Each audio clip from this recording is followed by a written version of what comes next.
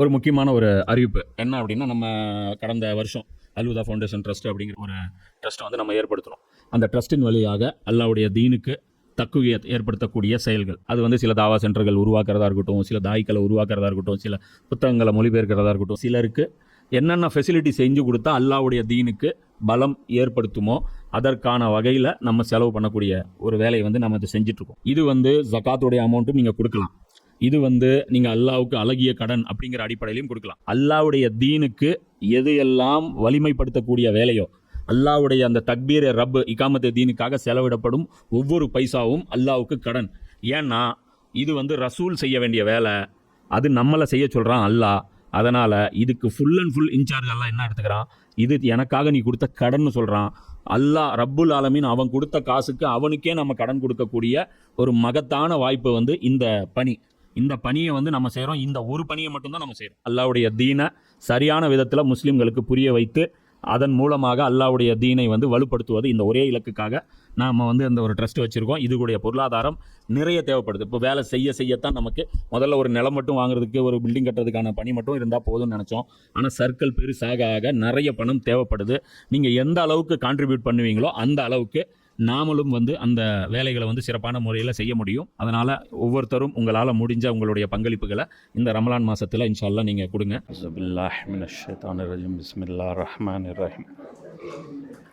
இன்னல் ஹம்துலில்லாஹ் நஹ்மதுஹு நஸ்தஈனுஹு நஸ்தக்ஃபிருஹு வ நூமினு பிஹி வ நதவக்கலு அலைஹி வ நஊது பில்லாஹி மின் ஷுரூரி அன்ஃபுஸினா வ மின் ஸய்யிஆத்தி அமாலினா மை யஹ்தியுல்லாஹு ஃபலா முஸில்ல லஹு வ மை யுضللஹு ஃபலா ஹாதிய லஹு வ அஷ்ஹது அல்லா இலாஹ இல்லல்லாஹு வஹ்தஹு லா ஷரீக லஹு வ அஷ்ஹது அன்ன முஹம்மதன் அப்துஹு வ ரசூலுஹு அம்மா பஅத்.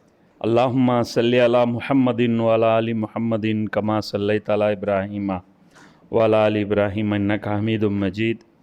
அல்லாஹும்ம பாரிக் அலா முஹம்மதின் வ அலா ஆலி முஹம்மதின் கமா பாரக்த அலா இப்ராஹீம வ அலா ஆலி இப்ராஹீம இன்னக ஹமீதும் மஜீத். பிஷ்ரஹ் சத்ரி வயஸ்ஸிர் லி அம்ரி வஹ்லுல் உக்ததம் மின் லிசானி யஃப்கஹு கௌலி. இப்போது அதாவது நபி ஸல்லல்லாஹு அலைஹி வஸல்லம் அவர்களுடைய அந்த குடும்பம், இந்த குடும்பம் வந்து எவ்வளோ முக்கியத்துவம் வாய்ந்தது, எவ்வளோ புனிதமானது. அந்த குடும்பத்துடைய கண்ணியம் வந்து ஒரு முஸ்லீமுக்கு வந்து மிகப்பெரியது. ரசூல்லாவுடைய மரியாதை, அன்பு, ரசூல்லாவுடைய ஃபேமிலியோடைய அன்பு, மரியாதை, இது இல்லாத பட்சத்தில் அவனுடைய இஸ்லாமே வந்து பார்த்திங்கன்னா கிட்டத்தட்ட நிராகரிக்கப்பட்ட ஒரு நிலைக்கு தான் அவன் போவான். ஏன்னா ஒரு நபியை வச்சு தான் ஒவ்வொரு சமுதாயமும் வந்து இருக்குது. யூதர்களுக்கு கிறிஸ்தவர்களுக்கு என்ன வித்தியாசம்? ஈசா நபி தான் வித்தியாசம். கிறிஸ்தவர்களுக்கு முஸ்லீம்களுக்கு என்ன வித்தியாசம்? நபி ஸல்லல்லாஹு அலைஹி வஸல்லம் தான் வித்தியாசம். அதனால் இப்போ இன்றைக்கி வந்து இந்த ஷைத்தானிய ஆபிரகாம் அக்காடு போட்டிருக்கானுங்க பாருங்க. இந்த ரிவர்ஸில் போகிறதுக்கெல்லாம் வந்து அல்லாஹ் வந்து அனுமதி கொடுத்ததில்லை. அது இப்ராஹிம் நபியாகவே இருந்தாலும் சரி. இங்கே யூஏஇயில் வந்து ஆப்ரஹாமிக் வழிபாட்டு தலம்னு ஒன்று வச்சுருக்கிறானுங்க. முஸ்லீம்கள், கிறிஸ்தவர்கள், யூதர்கள் மூவரும் வழிபடுற மாதிரி ஒரு பில்டிங் வந்து ஏற்படுத்தி வச்சுருக்கானுங்க. இது வந்து அல்லாஹ்வுக்கு வந்து பிடித்தமானது கிடையாது. ஏன்னா நபியை கொண்டு தான் தீனு. நபியுடைய சொல்லுக்கு எவ்வளோ மதிப்பு கொடுக்குறோம் அப்படிங்கிறத பொறுத்து தான் தீனு. அப்போ நபியுடைய மதிப்புங்கிறது நம்முடைய ரத்தத்தில் ஊறி இருக்கணும். அதே மாதிரி வெறும் நபியை மதிக்கிறோம், நபியுடைய குடும்பத்தை மதிக்கிறோன்னு சொல்லிட்டு ஒரு வஞ்ச புகழ்ச்சி, வெறும் புகழ்ந்து மரியாதைங்கிறது போலியான மரியாதை வந்து கொடுக்கக்கூடாது. நபியுடைய பணியையும் வந்து கையில் எடுக்கணும்.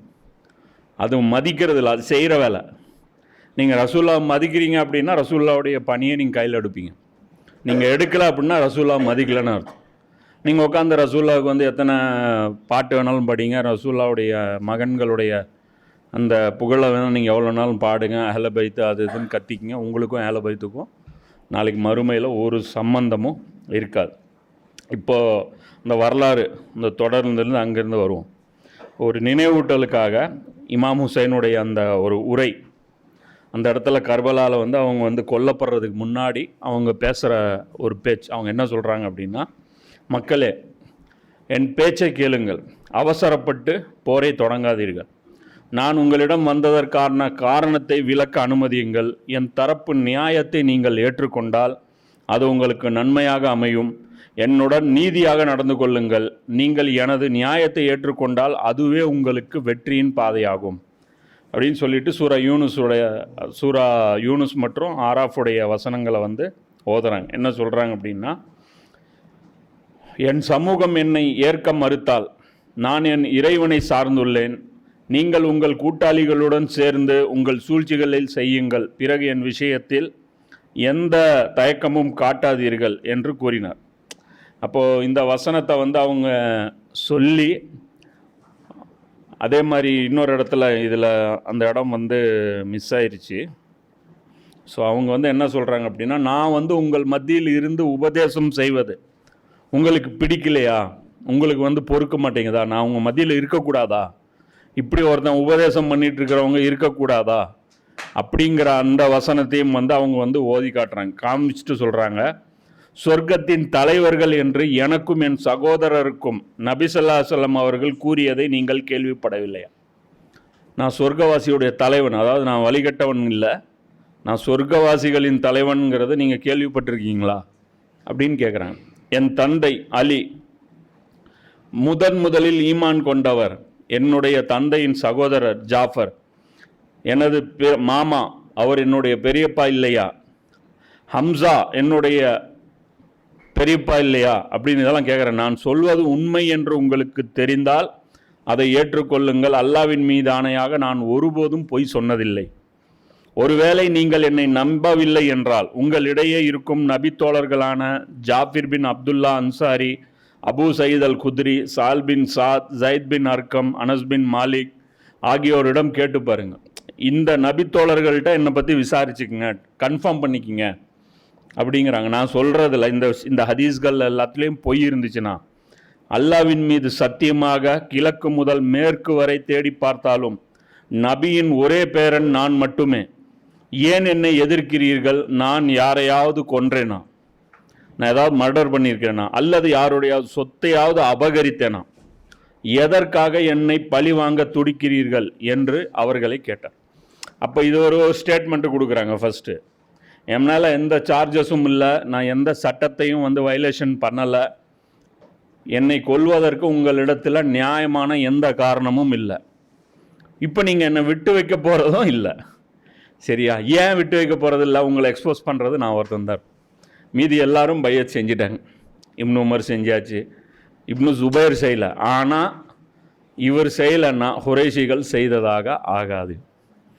குறைஷிகளுடைய அந்த ஒருமித்த இந்த எலெக்ஷன் கமிஷனுடைய அந்த அங்கீகாரம் பெற்ற சர்டிஃபிகேட் இவர்னால் வாங்க முடியாது.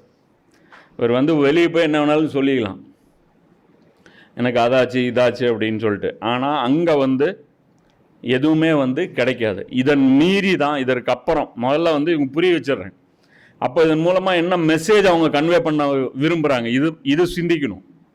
அவங்க என்ன சொல்ல வைக்கிறாங்க, நீங்கள் நினச்சிட்டு இருக்கிற மாதிரி இது இஸ்லாமிய கவர்மெண்ட் இல்லை, இஸ்லாத்தை பற்றிய துளியும் மதிப்பில்லாத அரசாங்கம் இது. நீங்கள் நினச்சிட்டு இருக்கிறீங்க ஒரு முஸ்லீம் ஆட்சி பண்ணால் அது இஸ்லாமிய கவர்மெண்ட்டு, சரியா?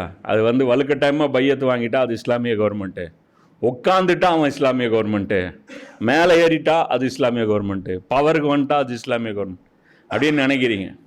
இஸ்லாமிய கவர்மெண்ட்டுடைய ரூஹே உங்ககிட்ட இல்லை. இவனுங்க தொழுறானுங்க, அத்தையத்தில் உட்காந்து எனக்காக தான் துவா செய்கிறானுங்க, அல்லாஹும்ம ஸல்லி அலா முஹம்மதின்னுட்டு. முன்னாடியே நிற்கிறேன், ஏமா என்னை மதிக்க மாட்டேங்கிறானுங்க. அப்போனா என்ன அர்த்தம்?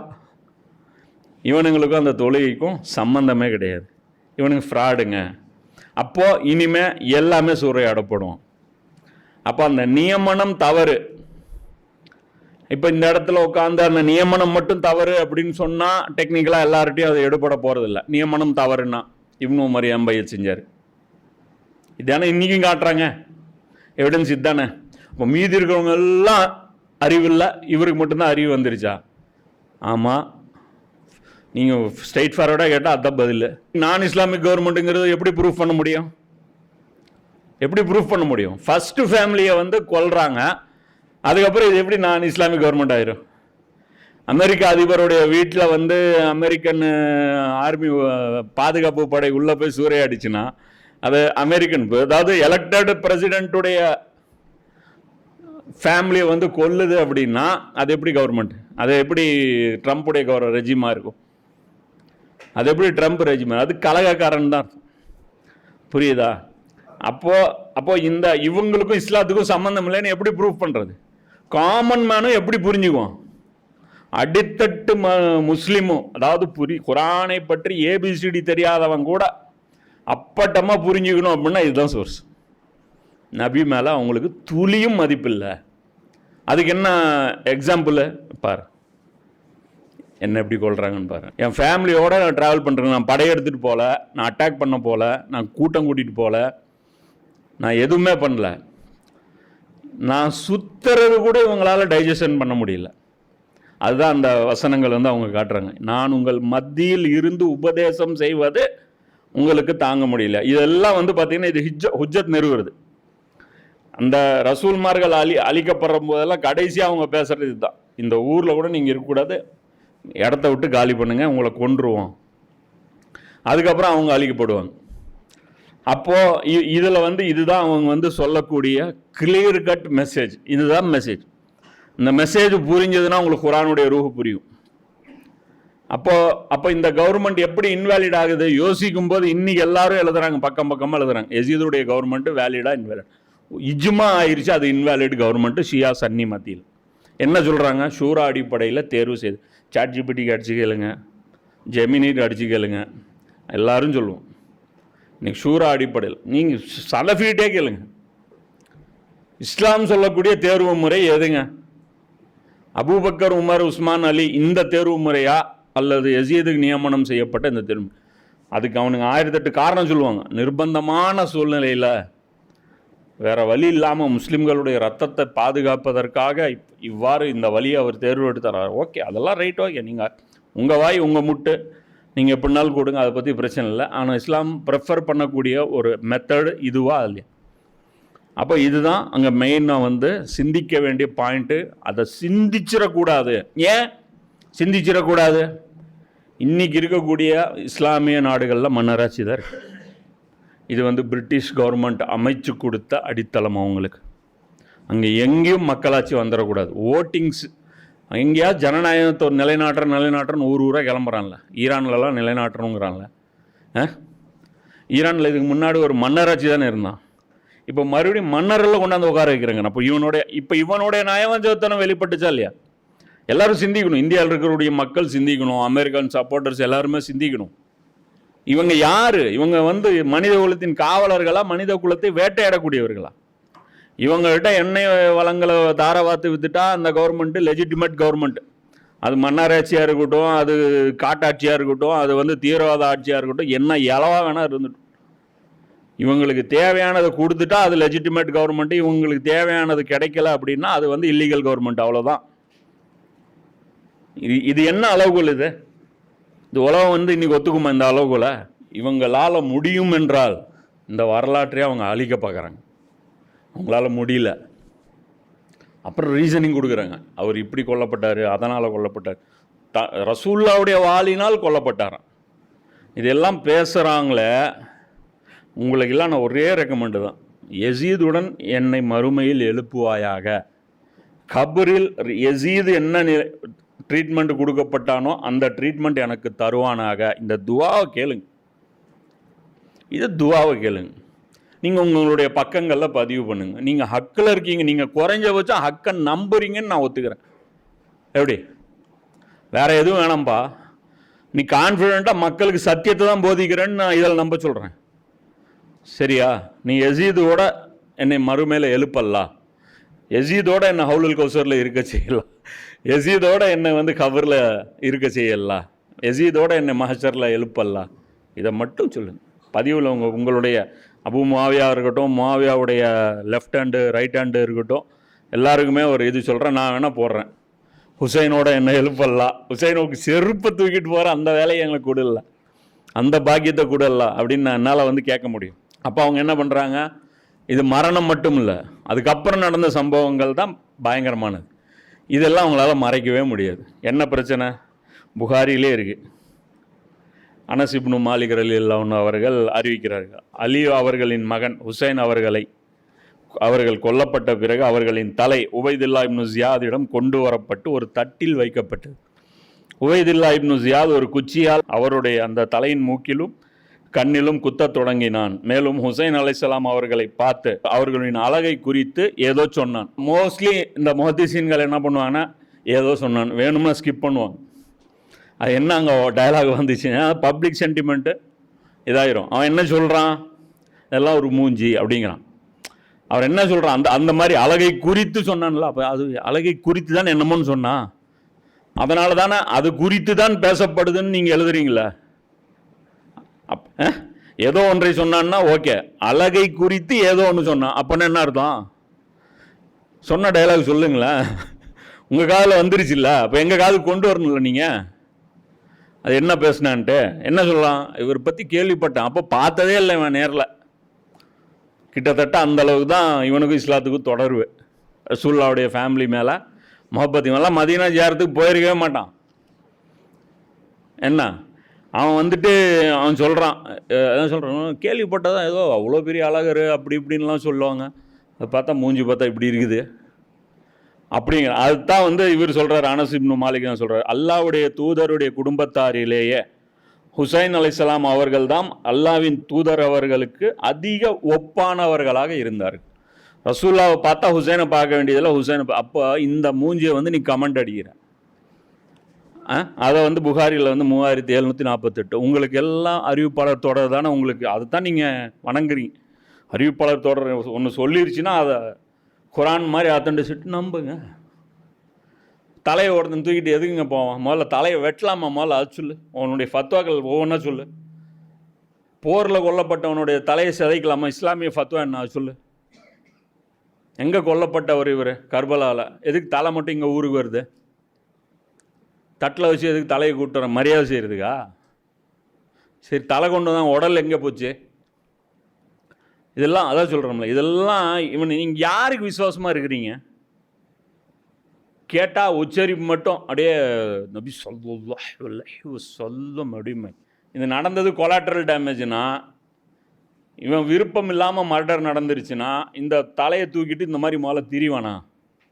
எடுத்துகிட்டு வந்து பெருமையாக காட்டுறான்னு தானே அர்த்தம். அதுக்கு தானே ப்ரெசென்ட் பண்ணுறான் கொண்டு போய்.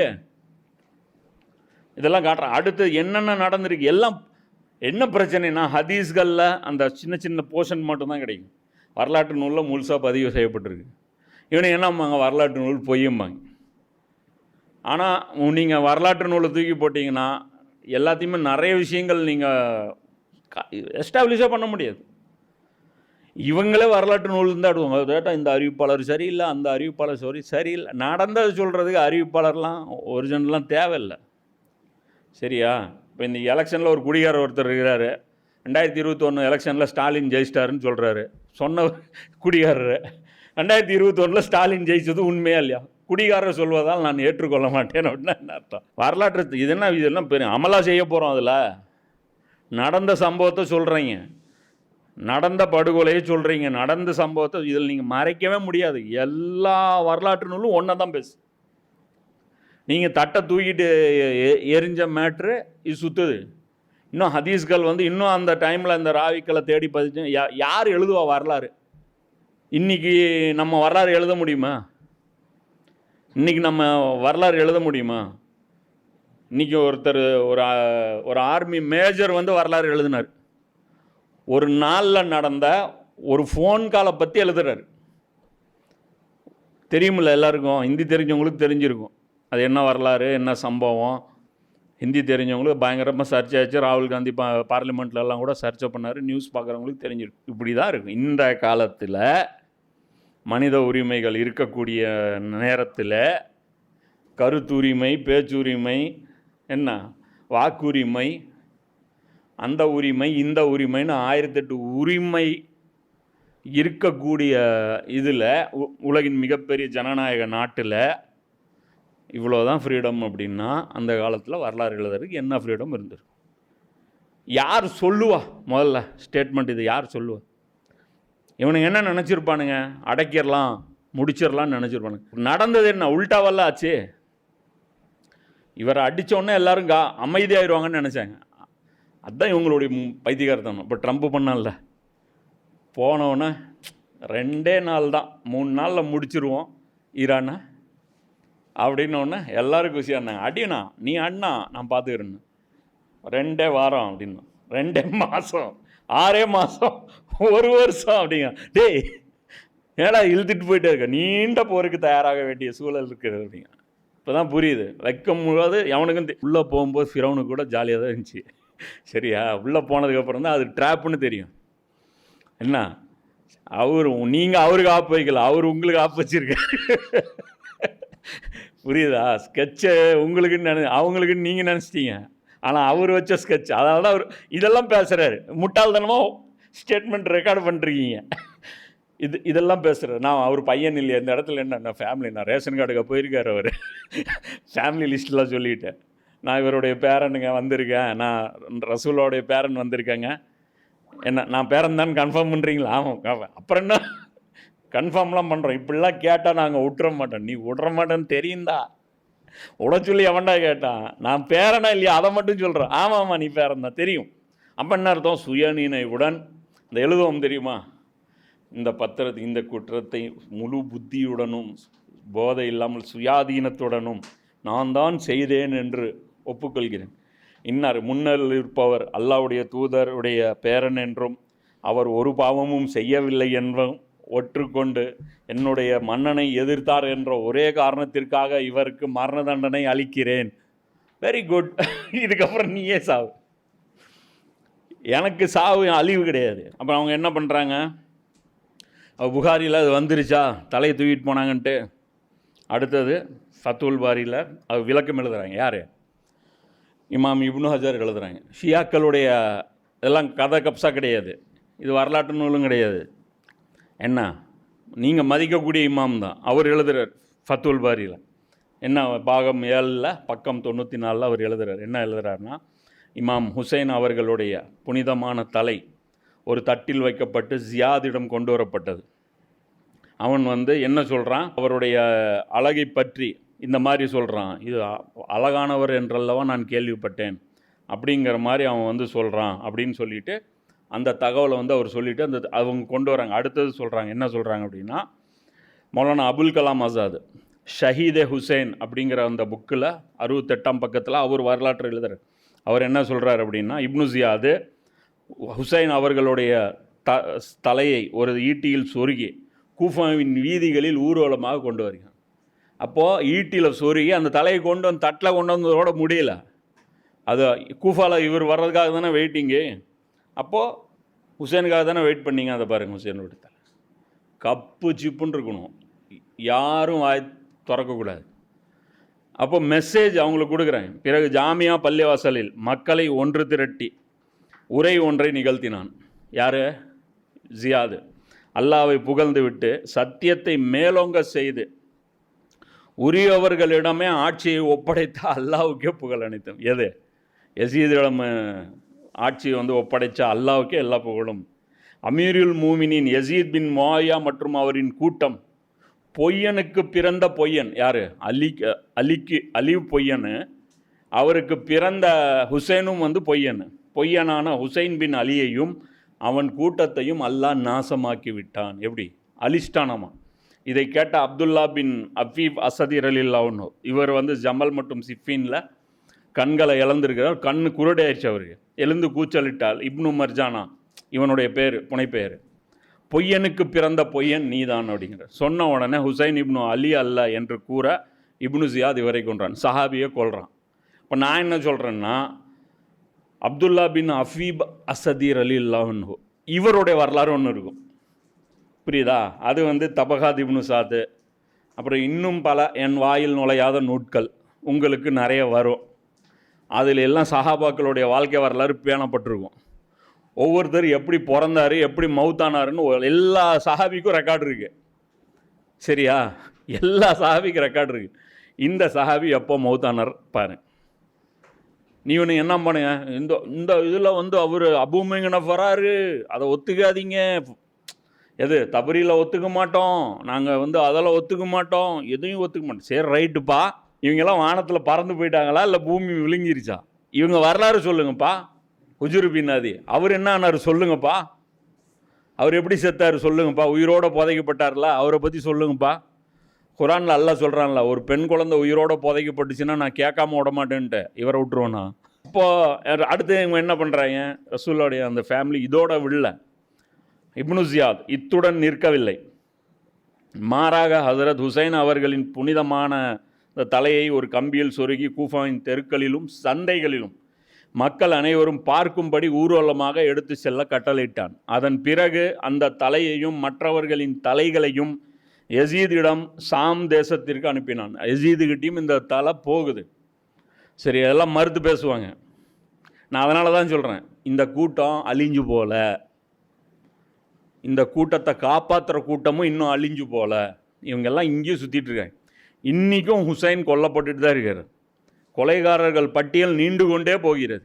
அதில் உங்கள் பேர்களை பதிவு செய்யுங்க, வாங்க, உங்கள் வாய்களால் நீங்கள் ஹுசைனுடைய மர்டரில் ஜாயின்ட் ஆகுங்க. மௌலானா உபயதுல்லா சிந்தி அவர்கள் கூறுகிறார், உமர் பின் சாத் இமாம் ஹுசைன் அவர்களின் புனித உடலை குதிரைகளின் காலால் மிதிக்க கட்டளையிட்டான். உடலை நசுக்கிறான், கொத்து கொத்தாகிறான். குதிரைகளை ஓட்டி, அந்த காலத்தில் இருந்த மெத்தட் அது. ரொம்ப இழிவுபடுத்தணும், படிப்பினை ஆக்கணும் அப்படின்னா அது மாதிரி பண்ணுறாங்க. 10 குதிரை வீரர்கள் தங்களது குதிரைகளை ஓட்டி அந்த புனிதமான உடலை சிதைத்தனர். மேலும் அவர் கூறுகிறார், மறுநாள் உமர் பின் சாத் போர்க்களத்திலிருந்து கிளம்பினான். கொல்லப்பட்டவர்களின் தலைகளை தன்னுடன் எடுத்து சென்றான். இப்னு ஜியாத் சையது ஷுஹதா தியாகிகளின் தலைவர் அவர்களின் சிரத்தை ஒரு ஈட்டியில் குத்தி உயர்த்தி பிடித்தான். பிறகு அப்பாவி அஹ்லே பைத் பெண்கள், ஆண்கள் மற்றும் குழந்தைகளை யசீதிடம் அனுப்பி வைத்தான். இது அவர் ஹுத்தாமே தீன் அப்படிங்கிற ஒரு புத்தகத்தில் யார் சொல்கிறா, இது மௌலானா உபயதுல்லா சிந்தி. இவங்கெல்லாம் பெரிய பெரிய ஆளுமைகள். அவங்களாம் வெரிஃபைடு, இதெல்லாம் டாக்குமெண்ட்ஸு, வரலாறு. சரியா, இதெல்லாம் ஹதீஸ்கள். நம்ம ஆளுங்களுக்கு ஒரு போதை இருக்குது, ஹதீஸில் இருந்தால் கரெக்டு, ஹதீஸில் இல்லைன்னா மீதி எல்லாம் தப்பு. சரியா, ஹதீஸில் இருந்தால் 2016 500 ரூபா 1000 ரூபா நோட்டு பேண்ட் ஆச்சு. இது ஏதாவது ஹதீஸில் அறிவிப்பாளர் தொடரோடு இருக்கா? இல்லை. அதனால் இப்படி ஒரு சம்பவம் நடக்கலை. ஏன்? புகாரில், முஸ்லீமில், எதுலேயுமே இல்லை. இது வந்தது எதில் வந்தது? தினமலரில் வந்தது. தினமலர் நம்பலாமா? நம்பக்கூடாது. தினமலரில் வந்துச்சுன்னா நம்பக்கூடாதுல்ல. இப்பெல்லாம் எதுவும் நடக்கலை. சரியா, இதெல்லாம் நம்பினா தான் சோறு உங்களுக்கு. எது தீனுடைய தலீல், எது வரலாறு? சரி, இவங்க என்ன ஆனாங்க நீங்கள் சொல்லுங்களேன். நான் என்ன சொன்னேன், இப்படி நடக்கலை ரைட்டு, எப்படி நடந்துச்சு அது நான் நடுவில் கொஞ்சம் பக்கத்தை காணோம். ஆனால் ஹிஜ்ரி 60 வரைக்கும் சொயின்னு வரலாறு வருது. அதுக்கப்புறம் டொயின்னு ஒரு ஜம்ப்பு, ஒரு லாங்கு ஜம்ப்பு. ஹிஜ்ரி 65 வரைக்கும் மட்டும் காணாமல் போகுது. அதுக்கப்புறம் உங்கள் சேட்டைகள்லாம் ஏன் பதிவு செய்யாமல் அப்படியே போயிட்டாங்க? வரலாற்று ஆசிரியர்கள் கண்ணை மூடிட்டாங்களா? அரபுகள்கிட்ட பழக்கம், அதுக்கு முன்னாடி வரலாறு இருக்குது. அரபுகளுடைய வழக்கம் அது. அவங்க வரலாறு இன்னி வரைக்கும் வச்சிட்ருப்பாங்க. இந்த இன்றைக்கி இருக்காங்களா உங்களுடைய ஓனர்ஸு, அவங்களுக்கும் சனது இருக்குது. அவங்களாம் எந்த வம்சத்தை சார்ந்தவர்கள், நாளைக்கு யாரோடன் சேருபவர்கள், சரியா, இவங்களுடைய புனித வரலாறு என்ன, இந்த குக்கர் கேஸ்கட் எப்படி வந்துச்சு, அதெல்லாம் ஆய்வு பண்ணுங்க. இதே பார்த்திங்கன்னா ஃபத்துருல் பாரியில் இன்னும் டீட்டெயிலாக அவங்க சொல்கிறாங்க. இன்னொரு சம்பவம் என்னென்னா, ஜயித் பின் அர்கம் ரலியல்லாஹு. இவர் யார்? இவர் வீட்டில் தான் இஸ்லாம் பிறந்துச்சு, இவர் வீட்டில் தான் தாவா நடந்துச்சு. அவரும் வயசான நிலையில், அவரும் முடியாத நிலையில் அவர் இருக்கிறார். அப்புறம் இப்னு ஜியாத் இமாம் ஹுசைனின் புனிதமான முகத்தை தனது தடியால் அடித்து கொண்டிருந்த போது, இந்த தடியை எடுத்துவிடு, அல்லாவின் மீது ஆணையாக அல்லாவின் தூதர் ஸல்லல்லாஹு அலைஹி வஸல்லம் அவர்கள் இந்த இடத்தில் முத்தமிடுவதை நான் என் கண்ணால் கண்டிருக்கிறேன் என்று கூறி விம்மி அழுதார். இதை கேட்டு இப்னு ஜியாத் ஆத்திரமடைந்து, அல்லாஹ் உன்னை அள வைக்கட்டும், நீ ஒரு கிழவனாக இல்லாமல் இருந்திருந்தால் உன் தலையை இப்போதே துண்டித்திருப்பேன் அப்படின்னு சொல்கிறான். அதுக்கு ஜயித் பின் அர்கம் ரலியல்லாஹு அவர்கள் அங்கிருந்து வெளியேறும் வரை உரத்த குரலில் கூறினார்கள், ஓ அரபு மக்களே, இன்றைய தினத்திற்கு பிறகு நீங்கள் அடிமைகளாகி விட்டீர்கள். ஃபாத்திமாவின் மகனை கொன்றுவிட்டு இப்போது மர்ஜானாவை இப்னு ஜியாத் உங்கள் ஆட்சியாளனாக ஆக்கி கொண்டீர்கள். இவன் உங்களில் சிறந்தவர்களை கொள்கிறான், தீயவர்களை உங்கள் மீது ஆதிக்கம் செலுத்த வைக்கிறான். இழிவை ஏற்றுக்கொண்ட உங்களுக்கு அல்லாவின் சாபம் உண்டாகட்டும் அப்படின்னு சொல்கிறாங்க. இது ஃபத்துல் பாரியில் 7வது வால்யூமில் பக்கம் 96 இமாம் இப்னு ஹஜர் கொண்டு வராங்க. அல்பிதாயா வன்னிஹாயால் 8வது வால்யூமில் 207வது பக்கத்தில் இது இருக்குது. அப்போது இந்த இடத்துல இப்போ சஹாபியை பார்த்து என்ன சொல்கிறேன் பாருங்க, எல்லாம் வயசானவன் இல்லைனாலும் அவனை எல்லாம் போட்டு தள்ளியிருப்பேங்கிறேன். இப்போ சஹாபாக்களை மதிக்கிறவங்க இல்லை இவங்க யார்? சஹாபாக்கும் ஷியாவை ஏன் நாங்கள் ரெகக்னைஸ் பண்ண மாட்டோம்? ஏங்க ஷியாவில் பல பிரிவு இருக்குங்க.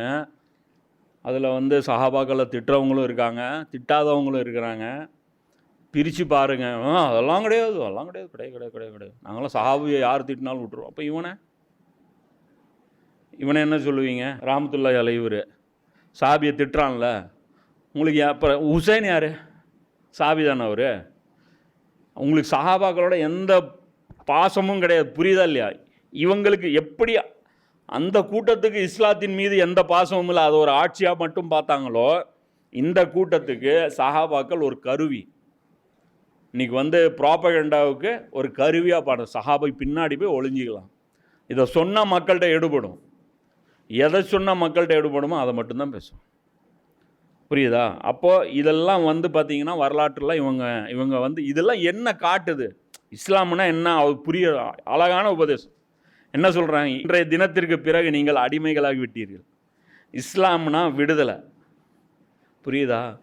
இன்றைக்கி பேசுகிறோம்ல, சமூக நீதி, சமூக விடுதலை, சுதந்திரம், அடிமைத்தனத்திலிருந்து வெளியேறு, அதுதான் இஸ்லாம். எல்லா அடிமைத்தனத்திலிருந்தும் வெளியேறி அல்லாஹ்வுடைய அடிமைத்தனத்திற்கு கீழ் வந்துவிடு, இதுதான் இஸ்லாம். ஒன் வேர்டு, இதுக்கு பேர் தான் இஸ்லாம். இப்படி இருக்கிறவன் பேர் முஸ்லீம். நீங்கள் மனிதனுடைய அடிமைத்தனத்தை கையில் ஏற்றுக்கிட்டீங்க அப்படின்னா முடிஞ்சு போச்சு. அப்போ அது என்ன மனித அடிமைத்தனம்? ஆட்சியாளர்கள் யார் என்பதை நாங்கள் முடிவு செய்வோம், உங்களுக்கு ஒன்றும் அதிகாரம் இல்லை. அப்படின்னா என்ன அர்த்தம்? அடிமைக்கு எந்த அதிகாரம் கிடையாதுங்க. வேலை செய்கிறான் ஒருத்தன், ஒரு வீட்டில் அடிமை இருக்கான், அந்த வீட்டில் கல்யாணம் நடக்குது, எந்த மண்டபத்தில் வைக்கணும்னு அடிமைட்ட யாரோ கேட்பாங்களா? கேட்க மாட்டாங்க. ஆனால் இங்கே ஜனநாயக நாடு, இது அடிமை நாடு கிடையாது. அதனால் இப்போ கேட்டாங்களா இல்லையா? எலெக்ஷன் வச்சாங்களா இல்லையா? Much better. சவுதி அரேபியாவோட எவ்வளோ சிறந்த ஒரு ஏற்பாடு. ஒவ்வொரு எத்தனை பேர் பாருங்கள், 87%, 83%, 87% போலிங் நடந்திருக்கு. என்ன ஒரு கௌரவமாக, என்ன மரியாதை போகிறாங்க. அது அந்த இத்தனைக்கு இந்த டெமோக்ரஸியில் அவங்களுக்கு உரிமை கிடைக்கல, நினச்சது நடக்கலை, அதெல்லாம் ரெண்டாம் பட்சம். ஆட்சியாளரை நாங்கள் தேர்வு செய்வதில் சுதந்திரமாக இருக்கிறோம் அப்படிங்கிற அந்த உணர்வு அவங்கள எப்படி கொண்டு வந்து டிரைவ் பண்ணி கொண்டாந்து அவங்க வந்து ஓட்டு போடுறான். வெளியூர்லேருந்து வர்றான், வெளிநாட்டிலேருந்து வர்றான். இந்த அடிமைத்தனத்தை ஒழிச்சது இஸ்லாமு. அந்த கருமத்தை மறுபடியும் மேலே பூசிக்கிட்டு எங்கேயோ நாறுது நம்மளுக்கு, நாம் கிட்ட போனாலும் எல்லாரும் ஓடுறான். இந்த நஜிஸை தூக்கி போடுங்க. இது தூக்கி போட்ட ஒரே குற்றம்தான் 40 வருஷமாக அவங்கள தண்டிச்சிட்டு இருக்கீங்க. புரியுதா? ஈரான் என்ன பண்ணுச்சுன்னு இவங்க போட்ட இது வரைக்கும் வரலாற்றில் கர்பலாவுக்கு அப்புறம், கர்பலாலிருந்து நடந்த எல்லா அட்டம்ப்டும் ஃபெயிலியர். 1980 நடந்த இந்த அட்டம்ப்ட் மட்டும்தான் சக்ஸஸ். இதை வந்து இஸ்ரார் அஹமத் வந்து சொல்கிறார். என்ன சொல்கிறாருன்னா, நாங்கள் தோல்வி அடைந்ததற்கு காரணம் வரலாற்றை நான் சிந்திச்சு பார்த்தேன். 2 வருஷம் நான் ஆய்வு பண்ணேன்.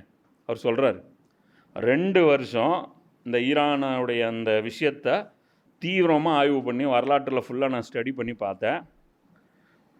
இவங்களால் எப்படி ஒர்க் அவுட் பண்ண முடிஞ்சது? நம்மளால் இது வரைக்கும் எந்த ஒரு ரெஜிம் சேஞ்சையும் நம்மளால் பண்ணவே முடியல. இது எப்படி முடிஞ்சது? இவங்க எப்படி அச்சீவ் பண்ணாங்க அப்படின்னா, இவங்க கர்பலாவை பயன்படுத்தினாங்க, நாங்கள் பயன்படுத்தலை. இது ஒன்று தான் வித்தியாசங்கிறேன்.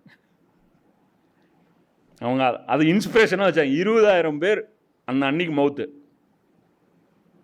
இந்த ரெஜிம் சேஞ்ச் ஆன அன்னைக்கு. அந்த 20,000 பேர் எப்படி தயாரான? அந்த 20,000 பேர் எப்படி கன்வின்ஸ் ஆன? இவர் தான். இப்போ இன்றைக்கி இத்தனை 1000 பேர் செத்துட்ருக்காங்க. ஏன் விலைவாசியை பற்றி கூப்பாடு இல்லை?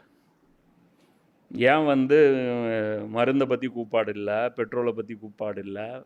டாலர் ரேட்டை பற்றி கூப்பாடு இல்லை? வாழ்க்கை வசதிகள் குறைந்து கொண்டே வருகிறது. மக்களுக்கு என்ன வேணும்? பெட்டர் டு பெட்டர் வசதி கொடுத்துட்டே இருக்கணும். வசதிகள் ஒவ்வொன்றாக இழந்து கொண்டே வருகிறார்கள். என்ன நடக்குதுங்க? எப்படி அவங்க இது பண்ணுறாங்க? ஏன் வந்து ஹுசைன் ரலியல்லாஹு அன்ஹு வந்து அவர் வந்து ஃபைட்டுக்கு வெளியே வரல? மோவியனுடைய காலத்தில் 20 வருஷத்தில் ஏகப்பட்ட சின்ன சின்ன தவறுகள் நடந்துகிட்டே இருந்தது. அதை எதையுமே வந்து பெருசாக அவங்க வந்து எடுக்கலை. அது வந்து கவர்மெண்ட்டு சேஞ்ச் பண்ணுற அளவுக்கு சீரியஸ் பிஸ்னஸ் கிடையாது.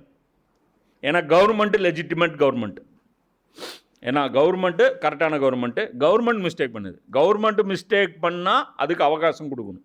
அதுதான் அவர் அவகாசம் கொடுக்குறாரு, தவறை சுட்டி காட்டுறாரு. அதுக்கு மேலே அவர் நாசம் பண்ணுறாருன்னா நாசம் பண்ணிட்டு போங்க. இது கவர்மெண்ட்டே இல்லீகலு. இது வந்து இதுக்கு வந்து ஸ்பிரிட்டே கிடையாதுங்கிறத இன்னும் எப்படி ப்ரூஃப் பண்ணுறது? அதை ப்ரூஃப் பண்ணுறாங்க. இஸ்லாம் வந்து பேசக்கூடியது எது அப்படின்னு பார்த்தீங்கன்னா விடுதலை, யாருக்கும் அடிமையாக இல்லாமல் இருப்பது. இதுதான் ரிவர்சல் ஆகிடுது. மன்னராட்சிக்கு இதுக்கு என்ன டிஃப்ரெண்ட்டு? எல்லாமே இருக்கும். ஆட்சியாளர் தேர்வு மக்களின் கைகளிலிருந்து பிடுங்கப்பட்டு விடும். அப்போ உங்கள் தலையெழுத்து தான். நல்ல ஆட்சியாளர் உங்களால் தேர்வு செய்யவே முடியாது. இது வந்து இஸ்லாம் வந்து வன்மையாக கண்டிக்குது. ஆட்சியாளர் மக்கள் தான் தேர்வு செய்ய வேண்டும். மக்களிடம் கருத்து கேட்காமல் ஆட்சியாளர் தேர்வு செய்வது ஹராம். குரான் சொல்லுது, ஹதீஸ் சொல்லுது, குலஃபாய் ராஷித் சொல்கிறாரு, யார் உமர்லேயும் சொல்கிறாங்க, இஜுமா சொல்லுது. என்ன எல்லாத்துக்கும் மாற்றமாக பேசுகிறது இதான் சொல்கிறேன். முழு சோத்தில் இந்த செங்கலை மறைக்கிறது இல்லை, சோத்தில் செங்கல் வந்து அது மாதிரி. அது எவ்வளோ டேலண்ட் வேணும் இவங்களுக்கெல்லாம். ஒன்றும் இல்லை, இதுவும் இஸ்லாமிய ஆட்சின்னு நம்ப வைக்கிறீங்களே. அதெல்லாம் பார்த்தா எப்படி தெரியுதுன்னு. இது இஸ்லாமிய ஆட்சி கிடையாதுன்னு யார் சொல்கிறா? ஜயத் பின் அர்கம் ரலியல்லாஹு சொல்கிறாங்களா? டே 1லேருந்து இஸ்லாத்தில் இருக்கிறவர் யார் சொல்கிறா? இவர் அண்டர்ஸ்டாண்டிங் இல்லையா அவருக்கு? ஏதோ சிரியாவாசி அவர். யார் டே 1லேருந்து இருக்கிறாரு? எவ்வளோ லாங் 60 வருஷம் பார்த்துட்ருக்காரு. ரசூலுல்லாவுடைய ஒரு 23 வருஷம் பார்த்துருக்கிறாரு. 70-80 வருஷம் சீனியரு. என்ன ரசூலுல்லாவுடைய மக்காவ் பயான்கள் இவருக்கு மட்டும்தான் தெரியும். என்ன பேசுனாருன்னு இப்போ வரைக்கும் யாருக்குமே தெரியாது. ரசூலுல்லாவுடைய மக்காவுடைய பயானு ஒரு பயான் வெளியே கிடையாது. தெரிஞ்ச ஆள் இவர் ஒருத்தர். அவர் சொல்கிறார், அடிமை ஆகிட்டீங்கடா, முடிஞ்சது, சோழி முடிஞ்சிருச்சு. இதை தான் அவர் புரிய வைக்கிறார். அடுத்து வந்து அவங்க என்ன பண்ணுறாங்க? பெண்கள் குழந்தைகள் எல்லாத்தையும் அடிமை பிடிக்கிறாங்க. யாரை அடிமை பிடிக்கிறாங்க? ரசூலுல்லாவுடைய ஃபேமிலியை அடிமை பிடிச்சி கூப்பிட்டு போகிறாங்க. இதெல்லாம் உங்களால் எப்படி வரலாறில் வந்து நீங்கள் மறைக்க முடியும்? எல்லாம் வந்து யார் பேசுகிறா? இவர் பேசுகிறார். யார்? இப்னு ஹஜர் பேசுகிறார். அவருக்கெல்லாம் காமன் சென்ஸ் இல்லையா? அவருக்கு தெரியாதா யாருடைய ரிவாயத்தை எடுக்கணும் எடுக்கக்கூடாதுன்ட்டு? சரி, ஆலுசுன்னாவுடைய ரிவாயத்தை என்ன எடுத்து சொல்லுங்கள். ஜைனப் ரலியல்லாஹு இருந்தாங்கள்ல, அவங்களுடைய வரலாறு இருக்குல்ல, அவங்க சாபி தானே. உங்களுக்கு தெரிஞ்சது 2 பேர் தான். யார்? ஹசன் ஹுசேன் மட்டும்தான் உங்களுக்கு தெரியும். அலிக்கு ஃபாத்திமா ரலியல்லாஹு வழியாக பிறந்தவங்க. ஜைனப் ரலியல்லாஹு அவங்களும் ஃபாத்திமா ரலியல்லாஹு வழியாக பிறந்தாங்க. உம்மு குல்சுமும் ஃபாத்திமா ரலியல்லாஹு வழியாக தான் பிறந்தாங்க. உமர் வந்து கல்யாணம் பண்ணுறாருல, அலி ரலியல்லாஹு உமர் ரலியல்லாஹுடைய ஆட்சியில் வந்து கல்யாணம் பண்ணி கொடுக்குறாங்கள, அவங்களும் ஃபாத்திமா ரலியல்லாஹுடைய மகள் தான். இவங்களும் ஃபாத்திமா ரலியல்லாஹுடைய மகள் தான். இவங்களுடைய வரலாறு என்னன்னு சொல்லுங்கள். கர்பலாவுக்கு அப்புறம் பிடிச்சு இழுத்துட்டு போடுறாங்க. இதில் இமாம் ஜைனுல் ஆப்தீன் அவர் சின்ன குழந்தையாக இருக்கிறார். என்ன வயசுன்னு தெரில. அப்போ அவங்களையும் வந்து கூப்பிட்டு போகிறாங்க. அப்போ வந்து இப்போ ஜியாத் வந்து அவன் சொல்கிறான், யார்கிட்ட அவங்க கூட்டிகிட்டு வராங்க, கூஃபா கூட்டிகிட்டு வரும்போது, அவங்கள கூட்டிகிட்டு வரும்போதும் சங்கிலியெல்லாம் போட்டு கூப்பிட்டு வராங்க. யாரை? இவர் ஆம்பளை. யார்? இமாம் ஜைனுல் ஆப்தீனை வந்து சங்கிலி போட்டு கூட்டிகிட்டு வரான். கையில் போடு, காலில் போடு, இப்படி போடு அப்படின்னு சொல்லி கூட்டிகிட்டு வரான்.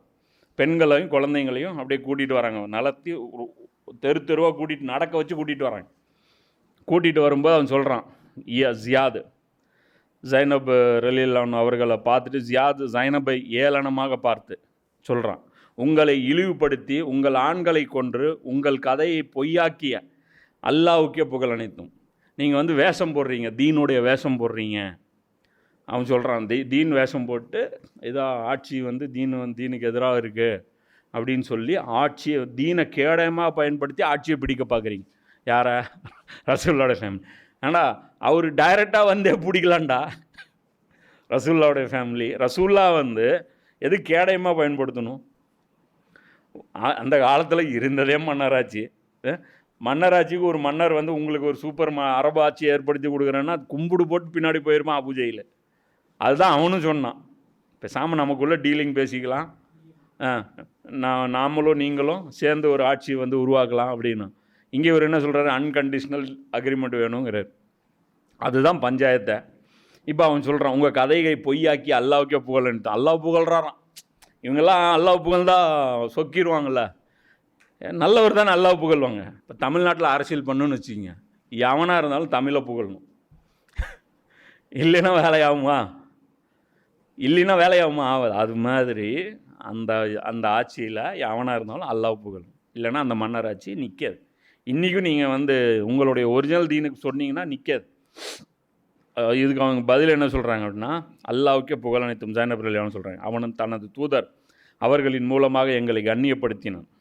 எங்கள் ஃபேமிலி அல்லாஹ் எங்களை ரசூல் அனுப்பியே எங்களை கண்ணியப்படுத்திட்டான். எங்களை எல்லா அசுத்தங்களிலிருந்தும் தூய்மைப்படுத்தினான். எல்லா நஜிஸும் எங்களுக்கு வந்து அப்புறப்படுத்துறது.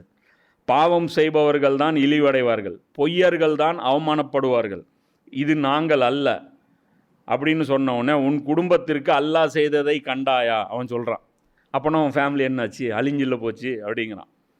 அதுக்கு அவங்க சொல்கிறாங்க, அது அவர்களின் விதியில் எழுதப்பட்டிருந்தது, அவர்கள் தங்கள் தியாகத்தை அடைந்து விட்டார்கள், விரைவில் நீயும் அவர்களும் அல்லாவின் முன்னிலையில் நிறுத்தப்படுவீர்கள், அப்போது தெரியும் யாருக்கு வெற்றி என்று, அப்போ பார்த்துக்கலாம் அப்படிங்கிறேன். இதுக்கு இப்னு ஜியாத் என்ன சொல்கிறான், இமாம் ஜைனுல் ஆபிதீனை பார்த்து, இவன் யார் அப்படிங்கிறான்.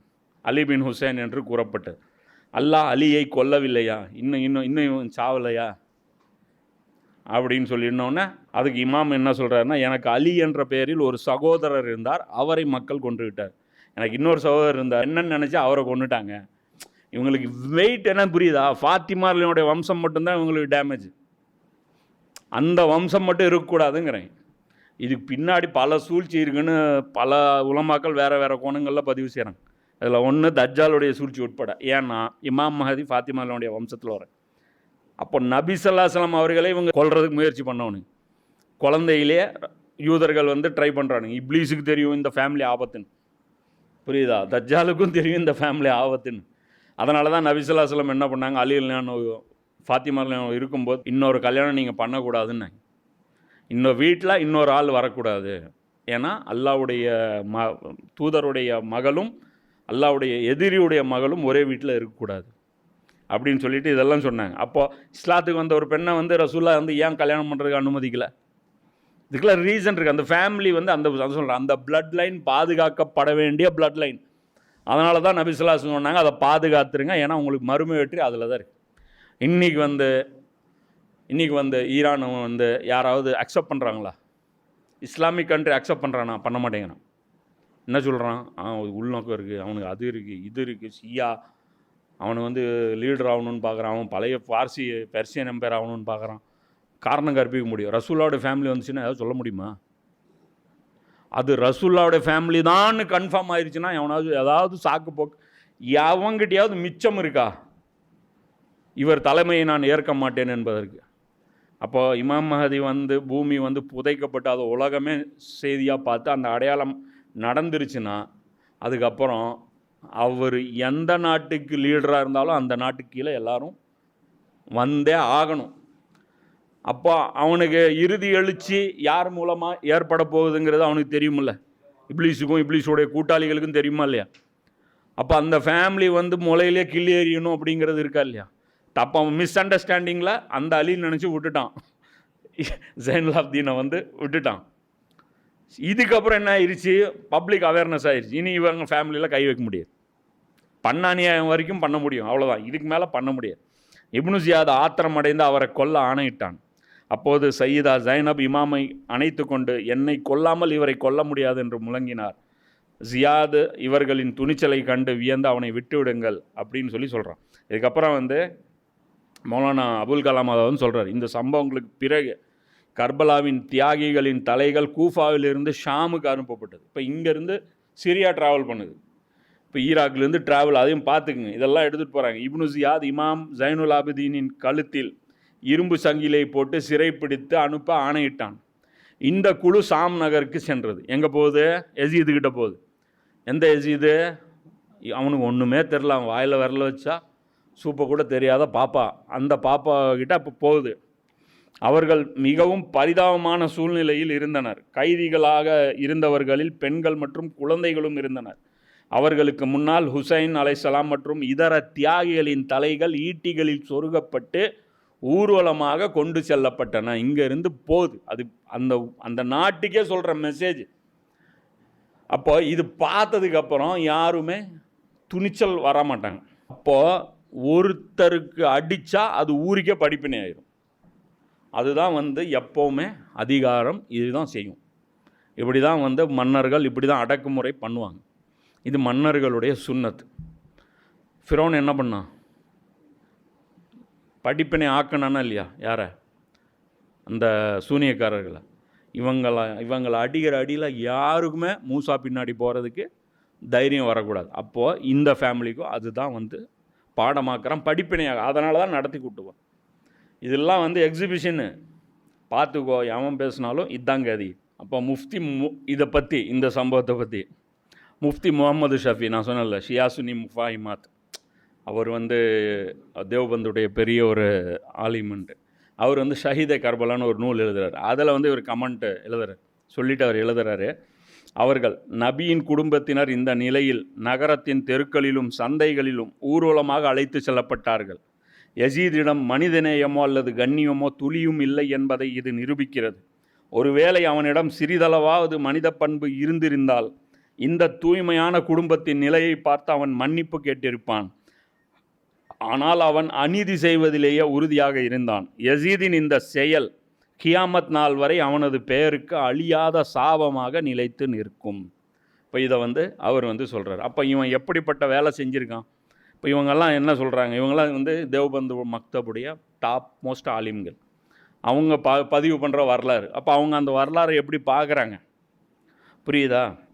இப்போ இன்னும் அவன் இந்த சம்பவத்தில் பார்க்கணும். இந்த யசீதுடைய சபையில் என்ன கொண்டு போய் அவன் என்ன பண்ணுறான்?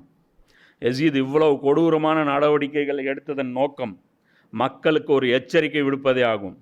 பூமியில் மிகவும் உயர்ந்த மற்றும் கண்ணியமான குடும்பத்தையே நான் இந்த நிலைக்கு ஆளாக்கும் போது எனக்கு எதிராக புரட்சி செய்ய நினைப்பவரின் கதி என்னவாகும் என்று காட்டி மக்களை அடக்க நினைத்தான்.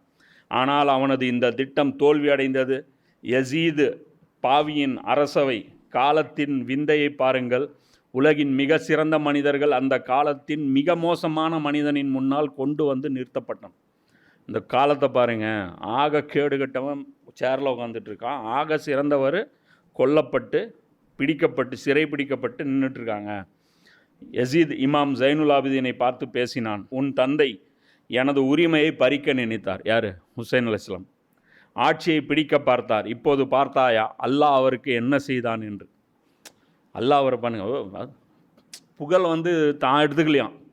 அல்லாஹ் புகழ்றானாம். அல்லாஹ் ஹுசைனை கொன்னுட்டான் அப்படின்னு. அதற்கு இமாம் ஜைனுல் ஆபிதீன் சூரா ஹதீத் 57வது அத்தியாயத்தை 22வது வசனத்தை ஓதி பார்த்தார். குழந்தை கூட எப்படி இருக்கு பாருங்க. குரான் ஆயத்தை கரெக்டாக அந்த மைண்டில் வச்சு கரெக்டாக அதை வச்சு கவுண்டர் கரெக்டாக கொடுக்குறாங்க. பூமியிலோ அல்லது உங்களுக்குள்ளோ எந்த ஒரு துன்பம் ஏற்பட்டாலும் அதனை நாம் உருவாக்குவதற்கு முன்பே அது ஒரு புத்தகத்தில் எழுதப்பட்டுள்ளது. இது அல்லாஹ்வுக்கு மிகவும் எளிதான காரியம். அதான் சொல்கிறாங்களே, குரானு, அஹ்ல பைத்து, கர்பலா நீங்கள்லாம் ஆய்வு பண்ணிங்கன்னா ஒரே வேவ் லென்த்தில் உங்கள் தாட்ஸ் வந்துடும். நமக்கும் அதே மாதிரியான தாட் அந்த ஆயத்தை பார்க்கும்போது நமக்கும் அதுதான் தோணும். அவங்களுக்கு என்ன தோணுச்சோ அதுதான் தோணும். இவனுக்கு என்ன தோணுச்சு பாருங்க, அதுதான் இவங்களுக்கும் தோணுது. அடுத்து பதில் அது சூப்பராக இருக்கும். அவன் சொல்கிறான், இதை கேட்ட யசீது அதற்கு பதிலாக சூரா 42வது 30வது வசனத்தை ஓதினான்.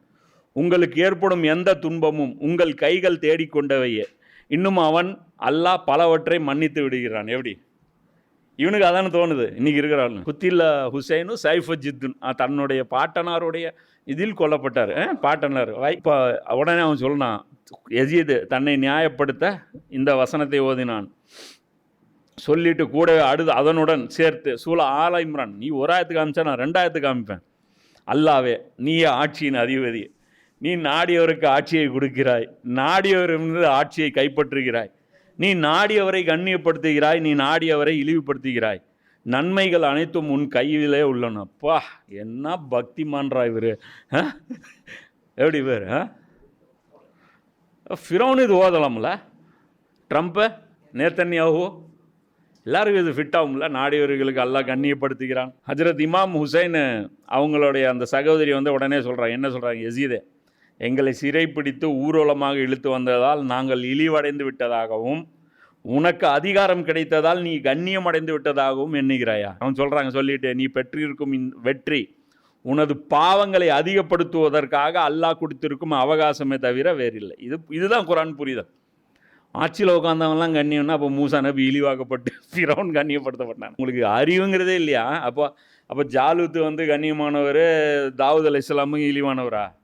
அவன் தானே மேலே இருந்தான். அவர் சொல்கிறாரு, ஓ இப்னு துலகா, விடுவிக்கப்பட்டவர்களின் மகனே, நீ உன்னுடைய பெண்களை திரைக்கு பின்னால் பாதுகாப்பாக வைத்திருக்கிறாய். ஆனால் அல்லாவின் தூதரின் பேத்திகளான எங்களை முக்காடு இன்றி தெருக்களில் ஊர்வலமாக கொண்டு வந்திருக்கிறாய். எங்களை ஒரு ஊரில் இருந்து இன்னொரு ஊருக்கு இழுத்து செல்கிறாய். எங்களுக்காக பேசவோ அல்லது எங்களை பாதுகாக்கவோ எங்கள் ஆண்களில் இன்று யாரும் உயிருடன் இல்லை. நபி ஸல்லல்லாஹு அலைஹி வஸல்லம் அவர்களின் குடும்பத்து பெண் குழந்தையை அவன் என்னங்கிறான், ஒருத்தன் வந்துட்டு அடிமையாக கொடுங்கங்கிறான். ரசூல்லாவுடைய ஃபேமிலியிலேருந்து சையதா ஜைனப் பேசி கொண்டிருக்க போது யசீதின் கூட்டத்தை சேர்ந்த ஒரு சிரியா நாட்டுக்காரன் எழுந்தான்.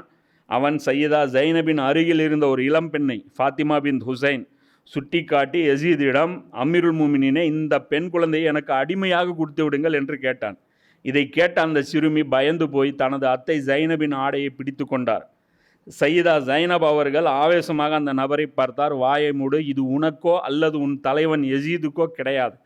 நபியின் குடும்பத்தை சேர்ந்த ஒருவரை அடிமையாக மாற்றும் அதிகாரம் அல்லாஹ் உங்களுக்கு வழங்கவில்லை என்று கர்ஜித்தார். அது சொல்லிட்டு சொல்கிறாங்க, யசீத் ஆத்திரமடைந்து எனக்கு அந்த அதிகாரம் உண்டு என்று மார்த்தட்டினான். இந்த கன்வர்சேஷன்லாம் நடக்குது. அந்த ஊழைய மாதிரி ஊழை போட்டு அழுதான். என்ன இந்த ட்ராமாலாம் வந்து இப்போ அது அந்த ரிவாயத்து வந்து உங்களுக்கு வந்து வேலிடாக தெரியுது. தலையை வெட்டினது, கொண்டு போய் சுற்றுனது, அதுக்கப்புறம் ரியாக்டாக மற்றவங்க கொல்லப்பட்டது, இதெல்லாம் முழுங்கிடுவீங்களா? அந்த ஒரு செய்தியை மட்டும் எடுத்துக்குவீங்க. அப்போது இவங்க சொல்கிறாங்க, அதற்கு ஜைனப், அல்லாவின் மீது ஆணையாக உனக்கு அந்த அதிகாரம் கிடையாது. நீ எங்களை வலுக்கட்டாயமாக அடைத்து வைத்திருக்கலாம், ஆனால் இஸ்லாமிய சட்டப்படி இது செல்லாது. நீ எங்கள் மார்க்கத்திலிருந்து வெளியேறினால் ஒழிய இது நடக்காது. நீ அப்படி எங்களை அடிமையாக பிடிக்கணும்னா நீ இஸ்லாத்தை விட்டு கலிமாவிலேருந்து வெளியே போயிரு, நீ காஃபிரா முர்த்ததா போ, அதுக்கப்புறம் வேணால் எங்களை பிடிச்சிக்கோ அப்படிங்கிறாங்க. இதை கேட்ட யசீது கோபமாக, தீனை விட்டு உன்னுடைய தந்தையும் உன்னுடைய சகோதரனும் தான் வெளியேறினார்கள் என்று கூறினார். யார்? அலி ரலியல்லாஹு ஹுசைன் அவங்களும் தீனை விட்டு வெளியே போனவங்களாம். இதற்கு பதிலளித்த ஜைனப் ரலியல்லாஹு அவங்க என்ன சொல்கிறாங்க, என் சகோதரன், என் தந்தை, என் தாத்தா மூலமாகத்தான் உன் பரம்பையே தீனை பெற்றது. என் ஃபேமிலி போட்ட பிச்சை தாண்டா உங்களுக்கு தீனாவே கிடச்சிது அப்படிங்கிறேன். இந்த வீரமான பதிலை கேட்ட யசீத் தலை குனிந்து மௌனமானான். அந்த சிறிய நாட்டுக்காரன் மீண்டும் கேட்டபோது யசீத் அவனை அதட்டி அமர வைத்தான். இது அல்பிதாய வன்னிஹாயால் 8வது வால்யூமில் 210, 211, 212. அதுக்கப்புறம் அவன் என்ன பண்ணுறான், பப்ளிக் பல்ஸ் பார்க்குறான். பப்ளிக்கு பயத்தை பதிச்சாச்சுன்னு ரிப்போர்ட் எடுத்தால் என்ன இருக்குது, பயம் பதியலை, பப்ளிக் பாய்லிங் ஸ்டேஜுக்கு வந்துருச்சு. விட்டால் நம்மளை காலி பண்ணிடுவாங்க, உல்ட்டாவாகிருச்சு அப்படின்னோடனே என்னங்கிறான், இது என்ன மீறி நடந்த மாதிரி நீ ஒத்துக்கோ. யாரை சொல்கிறான்? இப்னு ஜியாதை வந்து சொல்கிறான். என்ன சொல்கிறான், ஹுசைனை கொல்ல சொல்லி நான் கட்டளையிடவில்லை. ஹுசைன் எனக்கு கடிதத்தில் 3 விருப்பங்களை கோரியிருந்தார். அதில் ஏதாவது ஒன்றை நீர் ஏற்றிருக்கலாம் என்று கூறினான். இப்னு ஜியாத் ஆச்சரியமடைந்து, உமது கட்டளையைத்தான் நான் நிறைவேற்றினேங்க. இவங்க 2 பேருக்குள்ள கன்வர்சேஷன் எங்கே போகுது? நீ ஏன் அவசரப்பட்டு இவரை கொன்னேன் அப்படிங்கிறான். நான் எங்கே கொன்ன, நீ தானே கொல்ல சொன்னேன் அப்படிங்கிறான். அந்த லெட்டரை என்கிட்ட கொடு அப்படிங்கிறான். நீ நவுந்துருவா, அப்புறம் நான் பாவத்தை சுமக்கிறதுக்கா அப்படின்னு இவங்களுக்குள்ள அந்த பேச்சு நடக்குது. ஹுசைனுடைய படுகொலைக்கு இப்னு ஜியாத் தான் முழு பொறுப்பு, அவர்தான் போரை தூண்டினார். இப்னு ஜியாதின் சகோதரர் உஸ்மான் பின் ஜியாத் என்பவனை இப்னு ஜியாத் இமாம் ஹுசைனை கொன்றதன் மூலம் பனி ஹாஷிம் குடும்பத்திற்கு பெரும் துரோகம் செய்து விட்டான் என்று கூறினான். உடனே ஒருத்தன் அதில் அப்ரூவலாக மாற வைக்கிறான். யார்? யசீது. உடனே ஸ்டேட்மெண்ட் வந்து இவர்கிட்டருந்து மாற்றிக்கணும் அப்படின்ட்டு. இதில் அவர் சொல்கிறார், யார்? இசாக் மதனி. அவர் சொல்கிறார், இது வரலாற்றில் இது வந்து செய்திகள் வந்து திணிக்கப்பட்டது பின்னால். எது? யசீது வந்து வருத்தப்பட்டான், அது மாதிரி இது பண்ணான், அது பண்ணான்ட்டு. இது எதுவுமே செய்யலை. இதுக்கு காரணம் என்ன அப்படின்னா, அப்படி பண்ணியிருந்தா இப்னு ஜியாதை அந்த பதவிக்கு நியமித்தவன் யசீத். யசீத் நினைத்திருந்தால் இப்னு ஜியாதை அந்த இடத்திலேயே தண்டித்திருக்கலாம். அல்லது அவன் அப்படி செய்யவில்லை, மாறாக இப்னு ஜியாதை அவன் பாராட்டி பரிசுகள் வழங்கினான். அறிஞர்கள் கூறுகிறார்கள், யசீத் கர்பலா நிகழ்வில் முழுமையாக ஈடுபட்டிருந்தான். இது ஒரு நாளில் நடந்த விஷயம் அல்ல. யசீத் ஆட்சிக்கு வந்ததுமே மதீனாவின் ஆளுநருக்கு எழுதிய கடிதத்தில் ஹுசைனிடம் எவ்வித நிபந்தனையும் இல்லாமல் விசுவாச பிரமாணம் வாங்க வேண்டும், இல்லையெனில் அவரை தண்டிக்க வேண்டும் என்று கட்டளையிட்டான். எனவே அவன் இப்போது வருத்தப்படுவது போல் காட்டுவது முற்றிலும் பொய்யானது. இது வந்து யார் சொல்கிறா? அல்விதாயா வன்னிஹாயில் இமாம் இப்னு கசீர் வந்து அவங்க சொல்கிறாங்க. சொல்லிவிட்டு அதுக்கப்புறம் அவங்க இது சொல்கிறாங்க என்ன அப்படின்னா, கர்பலாவின் இந்த துயர சம்பவத்தில் ஈடுபட்ட ஒவ்வொருவரும் தங்கள் செயலுக்கான பலனை அனுபவித்தனர். யசீதின் ஆட்சியும் முஆவியாவின் குடும்ப அதிகாரமும் இதன் மூலம் அழியத் தொடங்கியது. அதுக்கப்புறம் அவர் சொல்கிறாரு, யார்? அபுல் கலாம் ஆசாத் சொல்கிறார், ஹஸ்ரத் இமாம் ஹுசைன் அலைஹிஸ்ஸலாம் அவர்களின் இயக்கம் மற்றும் நோக்கம் குறித்து மௌலானா அபுல் கலாம் ஆசாத் எழுதுகிறார். ஹுசைன் அலைஹிஸ்ஸலாம் அவர்களின் போராட்டத்திற்கு அவரிடம் பெரும் படைகளோ அல்லது ஆயுதங்களோ இல்லை. ஆனால் அவரிடம் சத்தியம் மற்றும் ஈமான் இருந்தது. ஒரு பக்கம் யசீதின் பலமான அரசாங்கம், மறுபக்கம் இமாம் ஹுசைனுடன் இருந்த சில முதியவர்கள், பெண்கள் மற்றும் குழந்தைகள். முடிவை பற்றி கவலைப்படாமல் சத்தியத்தின் பக்கம் நிற்பதுதான் உண்மையான வீரம். வெற்றியும் தோல்வியும் முடிவுகளை வைத்து தீர்மானிக்கப்படுவதில்லை, நாம் எந்த பக்கம் நிற்கிறோம் என்பதை வைத்துதான் தீர்மானிக்கப்படுகிறது. உலகம் என்ன சொல்கிறது என்றால், யசீதின் பிரம்மாண்டமான அரசாங்கம் எங்கே? கர்பலாவில் உணவும் தண்ணீருமின்றி தவித்த ஹுசைனின் சிறிய கூட்டம் எங்கே? ஆனால் உண்மை என்னவென்றால், ஹுசைன் தனது கண்களுக்கு முன்னாலே தனது பிள்ளைகள் மற்றும் உறவினர்கள் தாகத்தால் தவிப்பதையும் கொல்லப்படுவதையும் கண்டார். இறுதியில் அவரும் வீர மரணம் அடைந்தார். அவர் தனது எதிரிகளிடம் மண்டியிடவில்லை. இந்த தியாகம் இஸ்லாமிய வரலாற்றில் ஒரு பெரும் மாற்றத்தை ஏற்படுத்தியது. அப்போது இவங்களுக்கு தண்ணி இல்லாமலாம் தவிக்க வச்சுருக்கிறேன், நல்லா ரிட்டர்ன் பண்ணுவான். இவங்களுக்கு அப்படி ஒரு ஆப்ஷன் இல்லைன்னு நினச்சேன். இப்போ தான் இந்த போரில் வந்தது. அந்த டீசாலினேஷன் பிளான்ட்டுன்னு ஏதோ ஒன்று இருக்கான். அதை தட்டிட்டா இவங்களுக்கே ஒரு டம்ளர் தண்ணி கூட கிடையாது. மொத்தமாக இங்கே அரப் கண்ட்ரிஸ் சொல்கிறேன், ஈரானில் ஒரு 6 ஆறுகள் ஓடுது. அவங்களுக்கு அது பிரச்சனை கிடையாது. அவங்க டீசாலினேஷன் பிளான்ட் இல்லைனாலும் அவங்களுக்கு ஆறுகள் இருக்குது. அது ஆரம்ப காலத்துலேருந்தே அது துல்கர்னைன் காலத்துடைய அரசாங்கம் பயங்கரமான அது செழிப்பான பகுதி அது. அதனால் இவங்களுக்கு தான் பாடு. இந்த குக்கர் கேஸ்கட் டீம் மொத்தத்துக்கும் இதுதான் இருக்குது இதில். அது அவங்க சொல்கிறாங்க, கர்பலாவிலிருந்து கிளம்பிய இந்த இரத்த வெள்ளம் யசீதின் ஆட்சியின் அடித்தளத்தையே அசைத்து பார்த்தது. இமாம் ஹுசைனின் ரத்தம் சிந்திய ஒவ்வொரு துளியும் ஒரு புரட்சியை உருவாக்கியது. அநீதிக்கு எதிராக குரல் கொடுக்கும் சக்தியை அது உலகிற்கு தந்தது. யசீதுக்கு கிடைத்த வெற்றி வெறும் தற்காலிகமானது, ஆனால் ஹுசைன் அடைந்த வெற்றி நித்தியமானது. இதுவே கர்பலாவின் உண்மையான செய்தி. அது சொல்கிறாங்க, இதுதான் பர்மனெண்ட் வெற்றி. இன்னி வரைக்கும் அதான் சொல்கிறாங்க. எப்போவுமே போரில் ஒரு காலம் இருந்துச்சு. அவங்க என்ன சொல்லிட்டு இருந்தாங்க, போரில் யார் கண்ட்ரோலை கையில் எடுக்கிறானோ அவன் தான் வின்னருன்னு இருந்தாங்க. இப்போ என்ன சொல்கிறாங்க, இன்றைக்கி யார் மனசை ஜெயிக்கிறானோ அவன் தான் வின்னருங்கிறேன். போரில் யார் மனசு பப்ளிக் சென்டிமெண்ட்டாக யார் ஜெயிக்கிறீங்களோ. இப்போ நீங்கள் அமெரிக்கா போய் வியட்நாம் பிடிச்சிருச்சு, அமெரிக்கா வின்னருன்னு யாராவது சொல்கிறாங்களா? சொல்ல மாட்டாங்க. அமெரிக்கா ஆப்கானை பிடிச்சிருச்சு, ஈராக்கு பிடிச்சிது, அவனை வின்னர்னு யாருமே சொல்ல மாட்டாங்க. அவங்கள புகழவும் மாட்டாங்க. அடக்குமுறை, அநியாயம், ஃபாசிசம் இதைத்தான் சொல்லுவாங்க. ஆனால் யார் அதே ஹக்கில் இருந்தவங்க அந்த டிஃபெண்ட் பண்ணி ஒரு சின்ன கூட்டம் அவங்கள விரட்டி அடிக்கும்போது அது வெற்றிம்மா. புரியுதா? அது வெற்றி அப்படிம்மா. அதனால் அவர் சொல்கிறார், சத்தியத்தின் பாதையில் மரணத்தை தழுவுவது என்பது இழிவோ அல்லது வெட்கப்பட வேண்டிய விஷயமோ அல்ல அப்படிங்கிறேன். இப்போ இது அவங்களுடைய ரசூலுல்லாஹ்வுடைய ஃபேமிலிக்கு நடந்த நிகழ்வு.